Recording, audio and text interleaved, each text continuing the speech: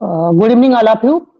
आज एक बहुत ही इम्पोर्टेंट न्यूज आई है कि जो उत्तर प्रदेश उच्चतर शिक्षा सेवा आयोग है और उत्तर प्रदेश माध्यमिक शिक्षा सेवा आयोग का जो है एक कॉम्बिनेशन प्रारूप आने वाला है, मतलब दोनों कंबाइन हो जाएंगे और जितनी भी टीचिंग की वैकेंसीज होंगी, जो भी टीचिंग की जॉब होगी, अब एक ही आयोग से होगी, जिसका जो नया नाम होगा, जो शीर्षक है, नया आयोग उत्तर प्रदेश शिक्षा सेवा आयोग, यूपी एजुकेशन सर्विस कमीशन, जो कि उत्तर प्रदेश एजुकेशन कमीशन के साथ और जो हमारे पास माध्यमिक शिक्षा सेवा आयोग था, दोनों को कंबाइन करके बनाया गया है।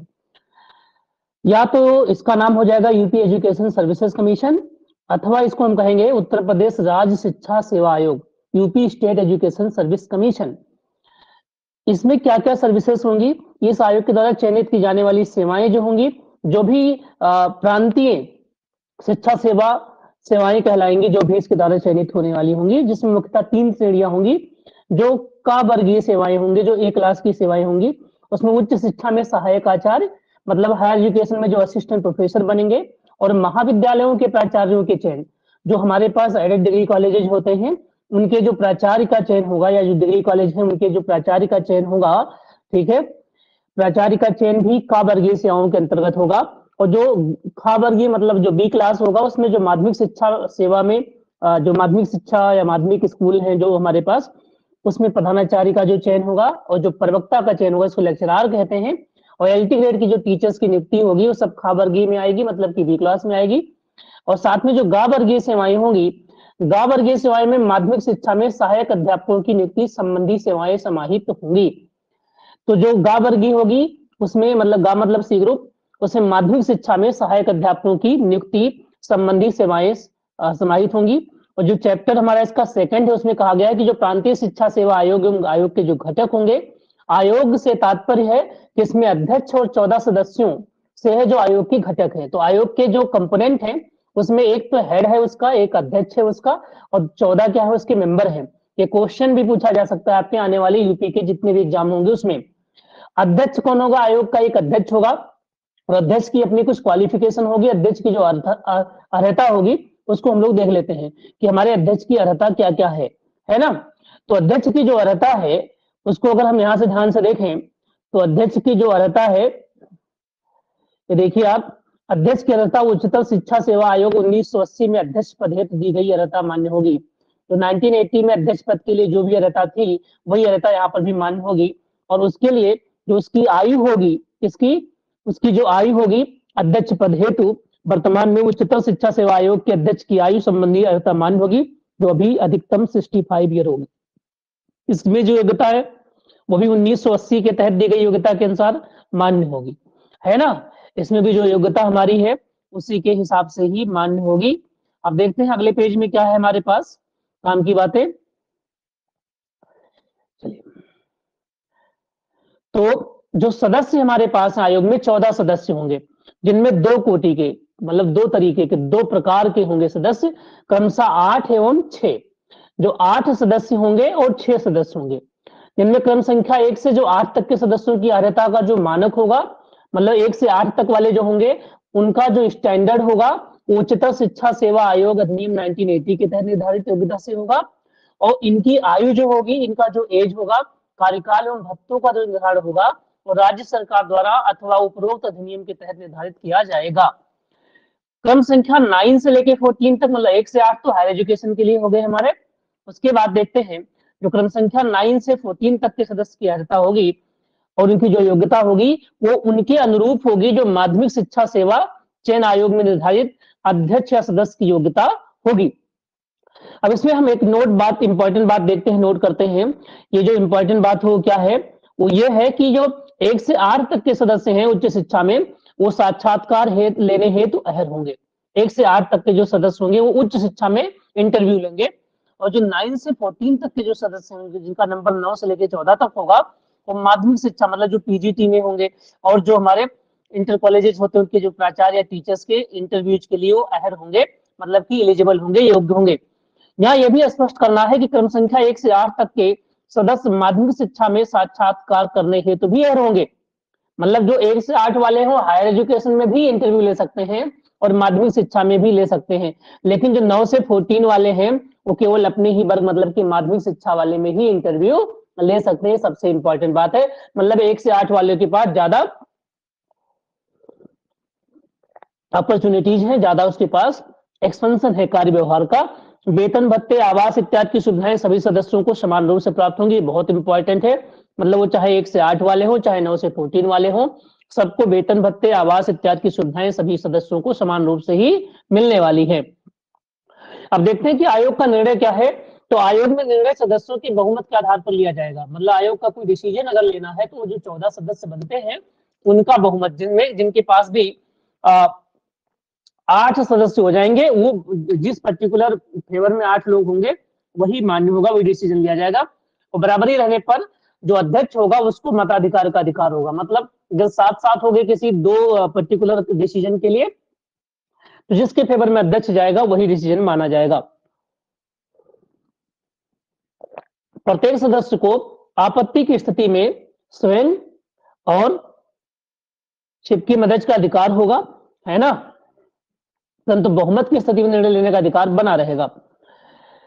आयोग का संचालन, क्योंकि आयोग पूरे राज्य में शिक्षा संबंधी सेवाएं प्रदान करेगा, इसीलिए इसके सफल संचालन है तो निम्न पद आवश्यक हैं।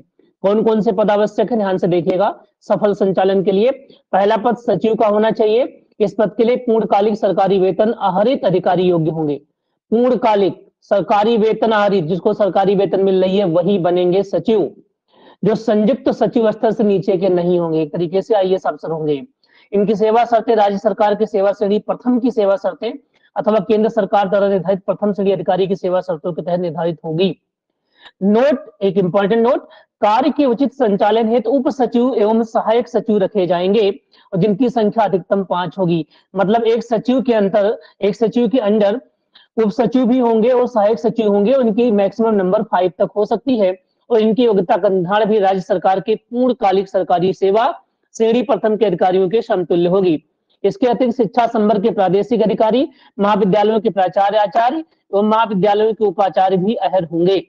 अब ध्यान से देखते हैं सचिव के काम क्या होंगे। जो सचिव बनाए जाएंगे उनका वर्ग क्या होगा। तो उच्चतर शिक्षा सेवा आयोग एवं माध्यमिक शिक्षा सेवा आयोग में संप्रति सचिव के समस्त सन्निहित कार्य होगा। मतलब दोनों का जो कंबाइन कार्य होगा वो इन्हीं के माध्यम से होगा, इन्हीं के संप्रति होगा, सचिव के माध्यम से होगा। साथ ही साथ आयोग द्वारा लिए गए निर्णयों के उचित क्रियान्वयन में सरकार एवं आयोग के बीच के समन्वय का भी उत्तरदायित्व होगा। इनके चयन, वेतन भत्ते, आवास इत्यादि का जो निर्धारण होगा वो राज्य सरकार के अधिकारियों को दी जाने वाली सुविधाओं की पर नियमावली के तहत ही निर्धारित होगा। परीक्षा नियंत्रक, जो परीक्षा नियंत्रक होंगे वो आयोग की परीक्षाओं के सफल संचालन हेतु ये बहुत जरूरी है, क्योंकि परीक्षाएं बहुत सारी आउट हो रही हैं। तो परीक्षा नियंत्रक का जो काम है वो सबसे ज्यादा इंपॉर्टेंट हो रहा है। तो जो परीक्षा नियंत्रक है वो आयोग की परीक्षाओं के सफल संचालन हेतु परीक्षा नियंत्रक होगा। इसे परीक्षा की गोपनीयता एवं शुचिता तथा स्तरीय परीक्षा निर्धारण का समस्त अधिकार होगा। ठीक है। और परीक्षा नियंत्रक सेवा श्रेणी प्रथम के स्तर से निम्न नहीं होगा, उसका भी जो लेवल है वो फर्स्ट मतलब ए क्लास का ऑफिसर होगा। और इस पद पर राज्य सेवाओं के वरिष्ठ अधिकारी, मतलब जो पीसीएस के हर क्लास के ऑफिसर होंगे अथवा सेंट्रल गवर्नमेंट आईएएस जो अधिकारी होंगे वो नियुक्त किए जा सकेंगे, जिनके वेतन आदि का निर्धारण इनकी सेवाओं में उल्लेखित और निर्धारित व्यवस्था अनुसार ही होगा। इनका काम क्या होगा। जो परीक्षा नियंत्रक हमारे होंगे वो त्रिस्तरीय प्रांतीय शिक्षा सेवाओं के लिए लिखित परीक्षाओं का आयोजन करेगा। त्रिस्तरीय है ना, मतलब माध्यमिक हो गया, हमारा हायर एजुकेशन हो गया और जो बेसिक एजुकेशन हो गया, तीनों मिलाकर के ये परीक्षाएं कम से कम साल में एक बार अवश्य आयोजित होगी। ये बहुत अच्छी बात है, अगर हर साल एग्जाम होगा तो बहुत अच्छा टैलेंट उभर करके आएगा और टैलेंट हमारा जाया नहीं जाएगा। बहुत सारे बच्चे बहुत टैलेंटेड होते हैं, 5-5 साल 6 साल वैकेंसीज नहीं आती है तो उससे उनको बहुत प्रॉब्लम होती है। तो टीचिंग जॉब को छोड़ के दूसरी जॉब में जाके अपनी एनर्जी लगाते हैं और फिर एक अच्छा टीचर हमारे बीच से चला जाता है किसी दूसरी जॉब में सेवा देने। परीक्षाओं के संचालन में प्रश्निकों, साक्षात्कारता, परीक्षकों आदि का पैनल परीक्षा नियंत्रक द्वारा ही तैयार किया जाएगा कि कौन प्रश्न बनाएगा, कौन इंटरव्यू लेगा। इन सबका जो पैनल बनेगा वो सारा का सारा परीक्षा नियंत्रक के हाथ में ही होगा, जो प्रत्येक 3 साल पर पुनर्समीक्षित होगा। बार बार उसका क्या होगा, क्रिटिसिज्म होगा, परिवर्तित एवं परिवर्धित की जाती है। बहुत जरूरी, इसको 3 साल की जगह पे 2 साल करना चाहिए। चैप्टर 3 देखिए, इसमें क्या बताया गया। चैप्टर 3 में आयोग जो बनेगा उसकी क्या क्या पावर है, उसकी शक्ति क्या है, उसके फंक्शन क्या क्या है। आयोग महाविद्यालय के प्राचार्यों, सहायक आचार्यों एवं माध्यमिक के प्रधानाचार्य, प्रवक्ता, एल्टी ग्रेड टीचर तथा प्राथमिक में सहायक अध्यापकों की नियुक्ति हेतु अलग अलग परीक्षाएं और साक्षात्कार कर सकेगा। आयोग को परीक्षा प्रणाली, परीक्षकों, प्राथमिकों, साक्षात्कारकर्ताओं की नियुक्ति के पैनल का निर्धारण करने का अधिकार होगा। आयोग उत्तर प्रदेश उच्चतर शिक्षा सेवा आयोग 1980 और उत्तर प्रदेश माध्यमिक शिक्षा सेवा आयोग 1980 के बीच अधिकृत समस्त कार्यों का अधिकार धारण करेगा, जो हमारा आयोग होगा। आयोग उत्तर प्रदेश लोक सेवा आयोग की भांति उपरोक्त विभिन्न स्तर की नियुक्तियों हेतु अलग से भी परीक्षा साक्षात्कार प्रणाली को प्रयोग कर सकता है। और इसका जो चौथा चैप्टर है उसमें क्या क्या बातें हैं उसे आप देखिए ध्यान से। चूंकि आयोग उच्चतर माध्यमिक एवं प्राथमिक शिक्षा की त्रिवर्गीय सेवाओं हेतु अधिकृत है, इसलिए नियुक्ति हेतु परीक्षा प्रकृति निम्न अनुसार होगी। पहला होगा क वर्ग की सेवाएं। क वर्ग में उच्च शिक्षा में जो हायर एजुकेशन में असिस्टेंट प्रोफेसर बनते हैं हेतु जो सामान्य ज्ञान एवं संबंधित विषय में लिखित परीक्षा का आयोजन किया जाएगा। जैसे 30 क्वेश्चन जीएस के आते हैं और 70 क्वेश्चन अभी तक आ रहे थे। जो ऑब्जेक्टिव टाइप की होंगी, वस्तुनिष्ठ प्रकार की होंगी। समान ज्ञान 30 अंक के और संबंधित विषय 70 अंक के और साक्षात्कार हेतु 30 अंक निर्धारित होंगे। मतलब जो अभी तक चल रहा वैसा ही पैटर्न हायर एजुकेशन में यूपीएससी में कोई बदलाव नहीं होगा, है ना। तो लेकिन ये एग्जाम पॉइंट ऑफ व्यू से बहुत ज्यादा इंपॉर्टेंट है, यहाँ से क्वेश्चन पूछे जाएंगे। आचार्य एवं महाविद्यालयों में प्राचार्य की नियुक्ति हेतु विश्वविद्यालय अनुदान आयोग द्वारा निर्धारित आचार्यों की नियुक्ति के मानक मान्य होंगे। जिसमें एपीआई बहुत इंपॉर्टेंट है, प्रशासनिक दक्षता, विधि व्यवस्थापन हेतु अंक निर्धारित होंगे। साथ ही साथ साक्षात्कार के लिए अलग से अंक निर्धारित किए जाएंगे। ख वर्गीय जो बी क्लास की जो सेवाएं होंगी, ख वर्गीय सेवाओं में संबंधित विषय एवं सामान्य ज्ञान की लिखित परीक्षा एवं साक्षात्कार हेतु निर्धारित अंक के अनुसार मेरिट का निर्धारण किया जाएगा।